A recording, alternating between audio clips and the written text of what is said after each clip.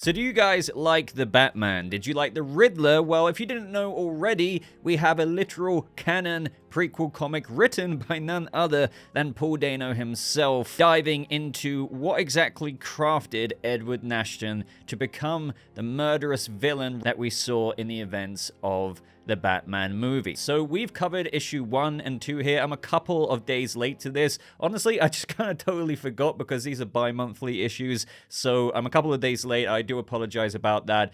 But let's get into issue 3. And this has a really nice connection to the Batman movie in a moment that really begins the snowball effect for Edward's final leap into the Riddler he becomes in the events of the movie. But before we get to that scene towards the end of issue 3, I want to go over a quick-ish kind of recap for those of you who may have forgotten, or maybe you just have jumped into this and you have no idea what's happened so far. So in issue 2, we had Edward Nashton think upon what he brought up at his job in issue 1, that there is something more to what he brought to Mr. Stone's attention. Mr. Stone is his boss. Even though they said that he made a mistake, everyone makes mistakes. Edward knows that there is dirty money being linked to renewal through the New Beginnings Animal Rescue, and the New Beginnings Animal Rescue is basically a store near the Iceberg Lounge. So the more that Edward was sure of this, he just didn't know what to do. As the issue unfolds, you see him becoming more agitated by this, even seeing a more confident version of himself talking to himself,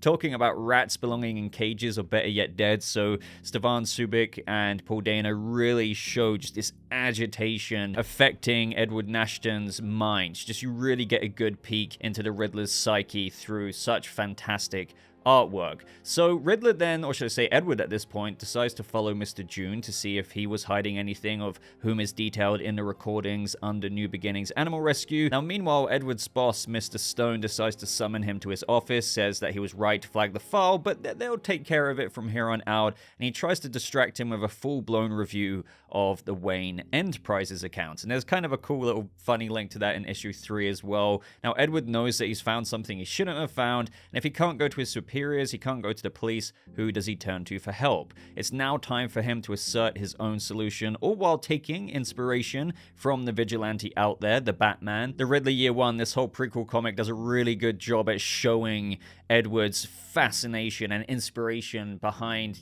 this vigilante who's not afraid to stand up to the city and actually do something for once. And it really marries the connection we saw in the movie with Riddler's admiration for Robert Pattinson's Batman so much more here. If it wasn't really for the Batman, Riddler might not have been inspired to go along this journey as much as he did. And again, there's that true delusion and fantasy of, hey, maybe me and him would be really good working, or should I say vigilante buddies, together. So Riddler being inspired, we see him hack the CCTV at the New Beginnings Animal Rescue, buy some gear from an old Army Navy store, the kind of beginnings of the Riddler outfit or costume. He hasn't got everything, but is certainly starting to look more and more like that. And so we see Edward Nashton really get into his own vigilante mode from here on out. He's very wound up about all of what's going on, and he just can't really leave it alone. And so he decides to spy on Mr. June through his binoculars, very similar to what we saw at the very beginning events of the Batman movie, and where he's spying on the mayor. And issue 2 of Riddler Year 1 more or less ends here, with Riddler noticing that none other than his boss, Mr. Stone, has paid Mr. June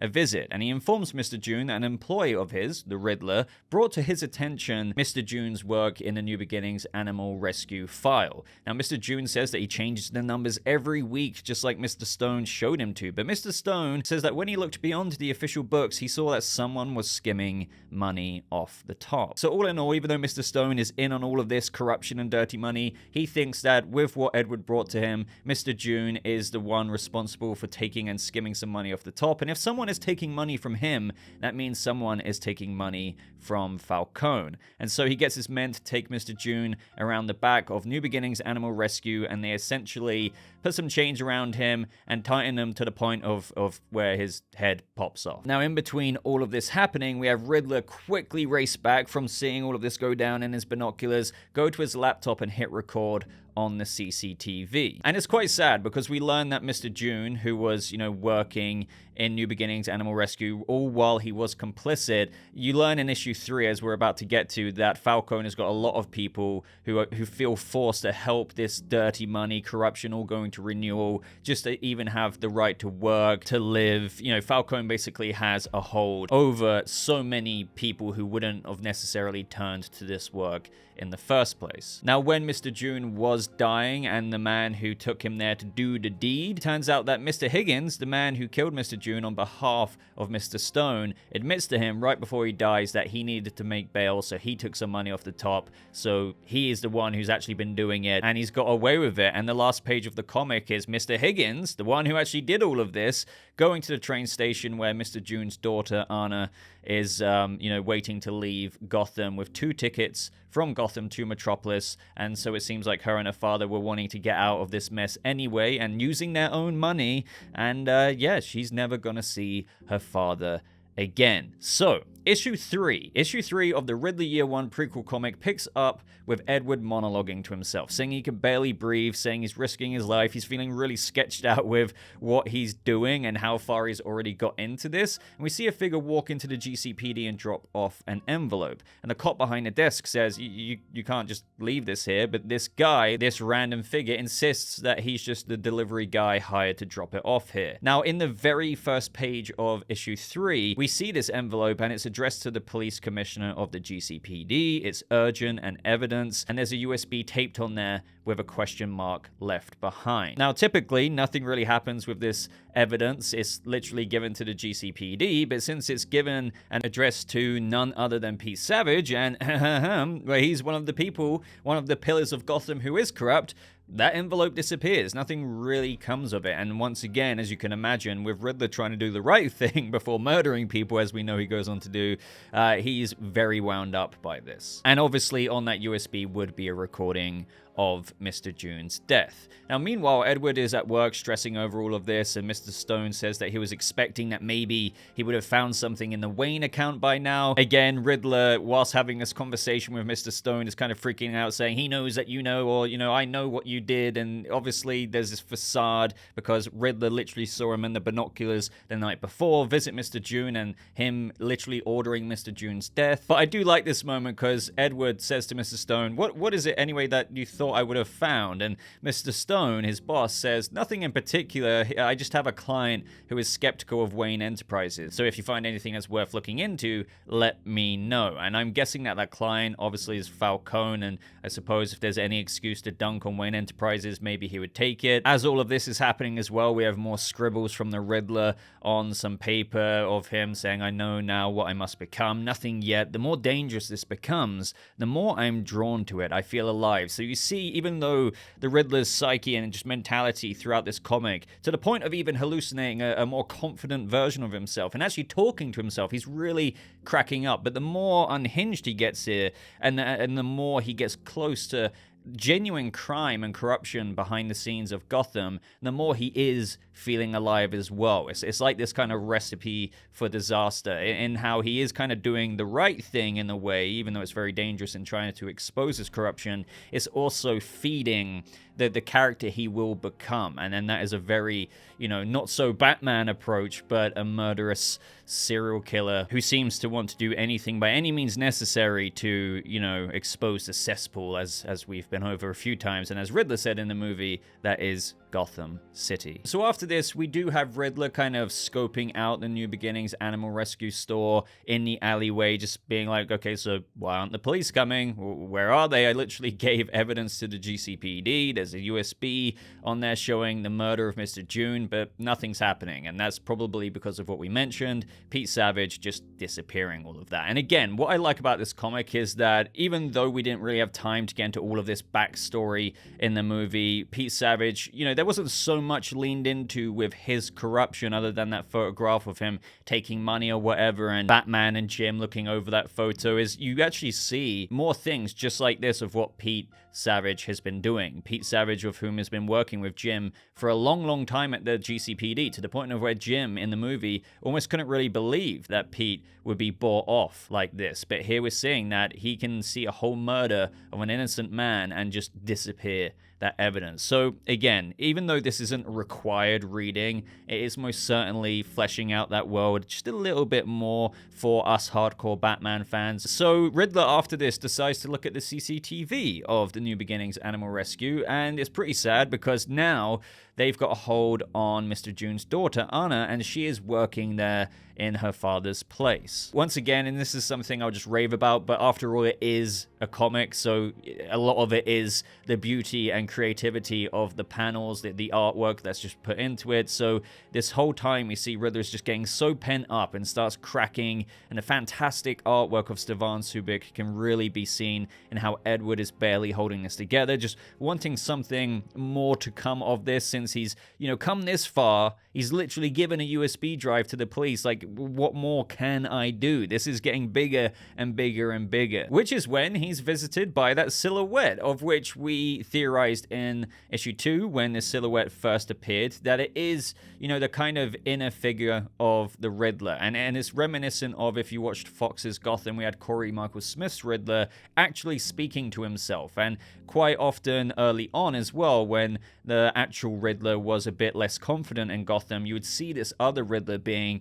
basically almost like a future version of the Riddler character in several years' time, where he's a lot more confident, a lot more criminal, you name it. And they seem to be doing a similar thing here, talking about how the entire population is diseased, and he's kind of on about rats, but this is obviously a bit of a reference to how the Riddler's perspective on Gotham is, and this has been concretely repeated since issue 1. How does everyone get on here? Like, this place is just, as he says, a cesspool. Now, up next, we see Edward's life just repeat in this cycle. Wake up, Edward. Brush your teeth, Edward. Don't forget to eat, Edward. Go to work, Edward. Be a good boy, Edward. Don't say anything, Edward. You're risking your life, Edward. So Edward decides to do something else. So while Anna is working in the New Beginnings Animal Rescue, she gets an email saying, if you want to know more about your father, click here. And so she does. And so we're presented with this screen, and it's really cool because it's kind of the form of communication and screen that Riddler had with the Batman after Jim and Batman interrogated the Penguin. He opened up his little bat laptop or whatever it was, and you saw a similar screen there that was pointing him towards the orphanage, the old Wayne Manor. So in a similar way of communication, he speaks to Anna and reveals that he knows what happened to her father and that he's informed the police. But she says, well, the police won't do anything, and that he's very stupid for doing this because this could end up with getting her killed. And so she smashes down the laptop, and Riddler's kind of freaking out once again, reeling in the utter dismay of the situation he's in. He's haunted once again by the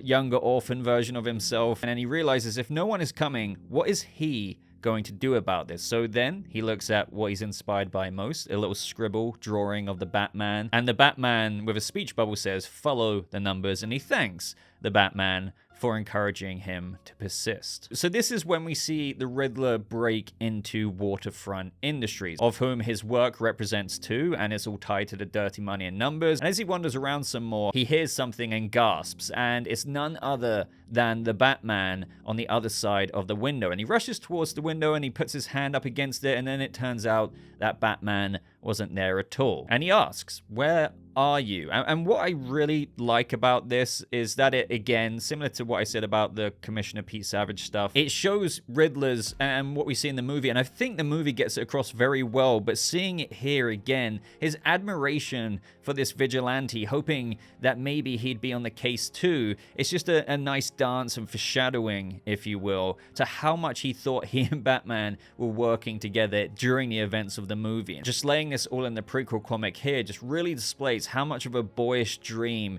this was for the Riddler to kind of have that collaboration with the Batman, and how heartbreaking it was, and how Matt Reeves has said himself, that's why he had that reaction in the interrogation scene. He truly, even though as Batman says, you're crazy, delusional, a psychopath or whatever, to him, it really was like a breakup. Now, Edward continues to look at the files here. He mentions that his boss, Mr. Stone, works for Falcone, and he knows that, but Maroni used to run Waterfront Industries, which means Maroni was repped by KTMJ, of where Edward works, and when Maroni went down, they must have inserted a smurf like Mr. June into ownership to keep the front going. Now, this is when we have Edward reach out to Anna once again, saying, please answer, saying that she was right about the police and that he needs her help. There's there's a missing piece. And she, once again, insists that she can't help him. If she did, they would kill her. She has a baby, and she must do everything she can to protect him so that he doesn't end up as an orphan. And Edward says, well, okay, how about this? Just don't say anything if I'm right. And this is where he lays out everything that we've learned so far. Riddler asks, what, you mean you and your father? Is there anyone else? And Anna replies that there are many of us who have been forced to work for him, to have a job, to keep our leases, to keep our housing. And this is where the panels show many other places, like the New Beginnings animal rescue store where they sell pets, but all of these other places that have little small businesses of people just like Anna or Mr. June who are being forced to work for him. And so the next day at work, Riddler is still just cross-referencing what he can, any avenue available to him, and it turns out after the Moroni bust, the government seized his property and put all of it under renewal. So redevelopment for lower income housing, to bring a new business to Tri-Corner, but it's been 10 years and nothing. And then we see a little ad for Mayor Mitchell announces Tri-Corner revamp. But again, years later, and so much for promises. And so essentially, Riddler's really starting to realize that the rich and the criminal are legally hiding behind a corporate facade so they can buy up property, a safe place to hide their money or run it through. All of this, as a result, is driving the housing market up. And as he says here, the tools of the rich are the tools of the criminal, protected by the system, the ultimate tool that they can hide behind. And so the next day at work, Edward goes to Mr. Stone in an effort to kind of get more access, but just throwing it off on something else, giving the excuse of, well, you asked to let me know if you found anything in the Wayne accounts, and I haven't yet, but I have noticed some anomalies, and I do like this. I have noticed some anomalies in how the company pays Bruce Wayne. And this could be an excuse, but genuinely, Riddler might have been looking at the Wayne accounts, which was the next job he was given, but he doesn't really care about that. He's all about exposing this corruption. But when he was looking at it, he might not have been looking too hard because of how distracted he was with uncovering all of this corruption with renewal, that he did notice some weird anomalies with the way that Bruce Wayne was being paid by Wayne Enterprises, but just doesn't really look into it all that much. But it's kind of funny because with Bruce Wayne funding his Batman, tech and, all of this research that he's doing, they probably were genuine weird anomalies for how Wayne Enterprises pays Bruce Wayne after all. And Mr. Stone is also hardly surprised to hear suspicions about Bruce Wayne by saying people who hide tend to have a reason to hide. But regardless, Mr. Stone gives him permission and wants him to look further into that, so he gives him access to the Gotham Mountain security, the oldest and safest way to store confidential information. So up next, we have Riddler using that kind of forum-esque kind of website, Enigma.org, to look up the whole Gotham Mountain security thing. And there's a couple of replies from random people having wacky theories that I enjoyed, with one saying that the Gotham Mountain security is where Thomas Wayne's body is cryogenically frozen. He's not dead. He and Amadeus Arkham and their cabal are controlling the city. Another user says, I hear that's where they put the mind-controlling fluoride in the water. Another Enigma.org forum post that Edward reads says that it's not all digitized, you need someone on the ground. So this is where Riddler kind of fantasizes about the Batman being his guy on the ground and going in there to access the paper records. But then, interestingly, Riddler gets an email from a friend saying that he can be helped. And I guess this is just kind of showing how, maybe it's more believable that those people at the end who are willing to shoot, Mayor Bella-Real up in the rafters, there are actually plenty of people out there willing to go that far, which some people have criticized in the movie, saying things like, could the Riddler really have relied on people to actually show up to that? So maybe this is fleshing out a little bit more that there are people willing to actually expose this corruption and then help Edward out with these paper files. This new mysterious user says they have similar interests. The hacker friend says he understands. He lost his brother to drops. It's how they keep the lower class down. And Riddler asks, how can he trust this person? And they both just reply with a bat symbol. So again, hammering in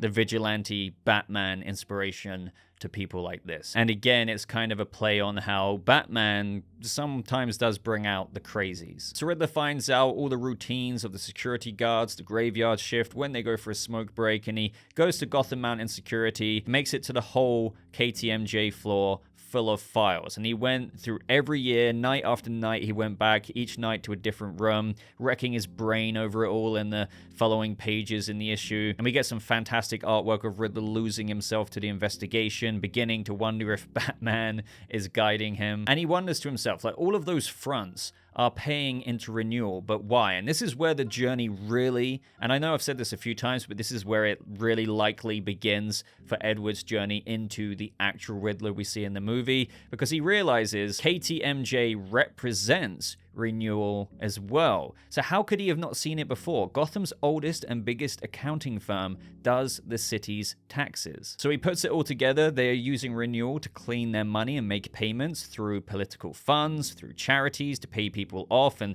this is where you see a few cool references to payments to that of the Mitchell Fund, $10,000. Then another one to Gil Colson, as we found out in the movie, accepted bribes to not prosecute cases for 10 G's a month. And here we see a $10,000 payment to Gil Colson for a Protect the Innocent Fund. All of these, which they ultimately do nothing with, but kind of keep the money to themselves. And then, of course, there's good old Commissioner Pete Savage with a $10,000 payment for the Gotham Police Protective Fund, which, again, he's just going to hoard all to himself. And so issue 3 ends with this big revelation for Riddler, even doing a little bit of a crazy unhinged Joker laugh. I think it's just really sinking in about how big this spider's web that he's uncovered truly is in the corruption of Gotham. He is in joy. The bat signal even lights up in the background. It's kind of symbolic of the light bulb that has literally switched on in his head. It's all as though everything is unlocking in this moment. Everything fits together. And the final page ends with the entry that the Riddler makes in his journal that was actually read out in the movie by Jim Gordon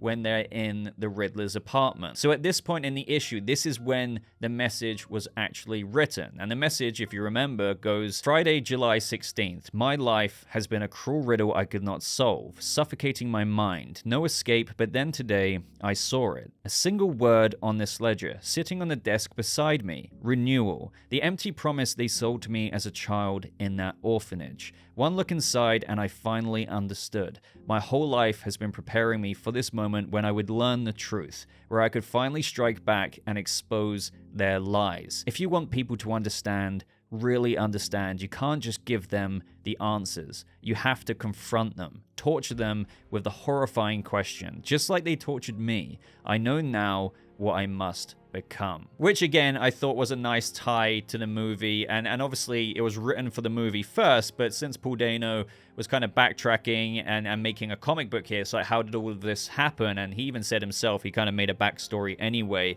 It's cool how they took that, and now in this part of the comic, with this renewal revelation and how he's been putting all the dots together, he then goes back and, you know, eventually writes this in issue 3 for them to read later on in the movie. So you can expect from here on out, now he's really cracked it. He's literally got the targets that he kills in the movie served up on a platter. You can see a $10K payment to the commissioner, to the district attorney, to the mayor. We're going to really start to see this prequel Riddler Year 1 comic pretty much dive full send into the Riddler from here on out, possibly planning for his murders ahead. Now, I do have some speculation, one that has been visited upon a few times by you guys as well, that even though the first murder in the movie was the mayor, I'm thinking we might see the actual first murder he does, and that is Mr. Stone, his boss, of whom is, as we know, tied to all of this as well. So that would be pretty cool, seeing like a little prelude murder to the kind of first murder we saw in the movie. I thought this was a very enjoyable issue to read once again. The artwork is just incredible. I like how it has this synergy with the mental decline of Riddler.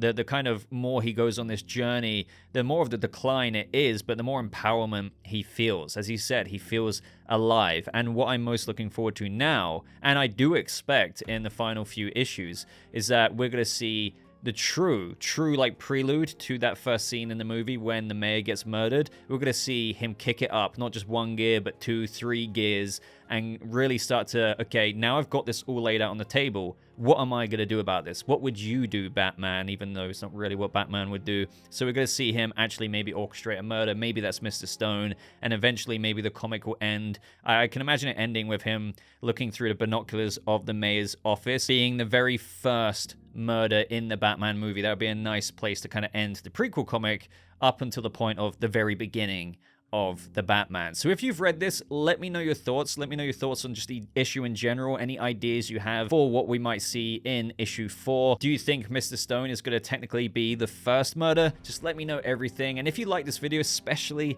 if you got this far, I'd really appreciate a like. Maybe share this out there for other Batman fans to enjoy. Maybe they don't even know that there's an actual canon Riddler prequel comic, and maybe they would really enjoy watching this video as well. But until next time, ladies and gentlemen, thank you so much for watching. I hope you all have a lovely rest of your day, and I'll see you, fellow Bat family, in the next video. Goodbye.